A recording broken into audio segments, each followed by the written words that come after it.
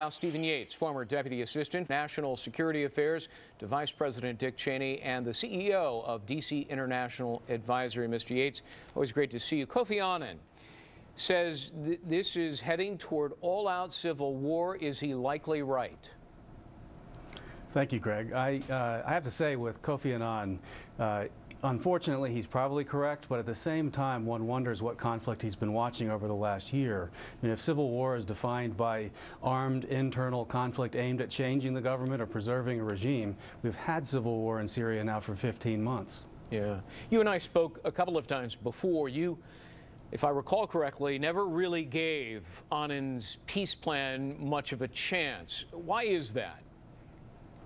Well, unfortunately, the former Secretary General of the United Nations had a tenure at that institution that was plagued by corruption, but also association with some tragic human events, like the difficulties in Rwanda, former Yugoslavia, high human tolls, and really ineffective United Nations efforts to stop those.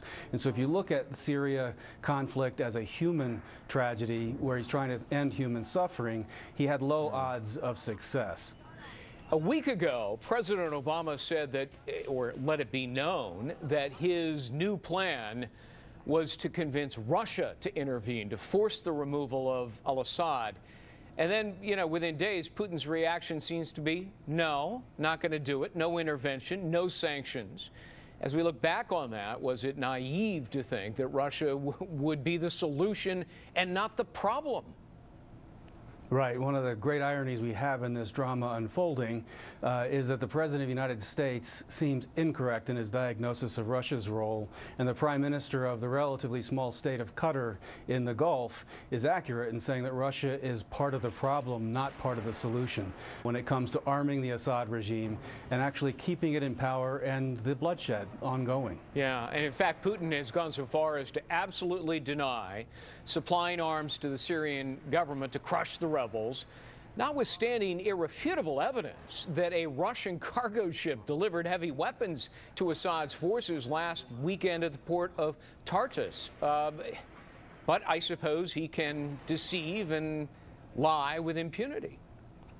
Well, I think that KGB training is proving to continue to demonstrate its effect through the international media and his efforts at diplomacy. I don't see how anyone can believe his account of Russia's role in these conflicts in this treacherous region. But I think that one of the elements of the assessment brought out by Annan's trip that is very true is that there are sectarian and regional elements to this conflict, which means it's not just a one-off issue with Syria internally. The President of the United States and others owe us an explanation, a strategy, a plan for this broader dynamic that's going across this region. It's really part of the unanswered Arab Spring, and I think that's what troubles me a little even more than what Russia's role might be at this point. There have been so many innocent civilian deaths, women and especially children.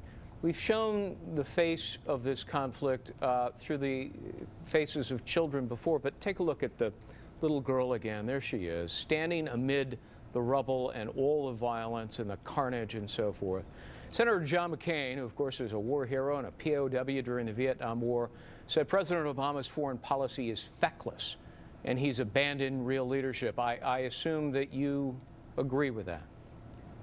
Well, I'm closer to Senator McCain's diagnosis of the Obama approach, but I frankly feel like on the Republican and Democrat side of the aisle, there are two extremes that I find unsatisfying. One is the Obama administration's caricature of leading from behind, I'm afraid just leaves the chips to fall where they may, and that's not leadership, that's not taking care of American interests.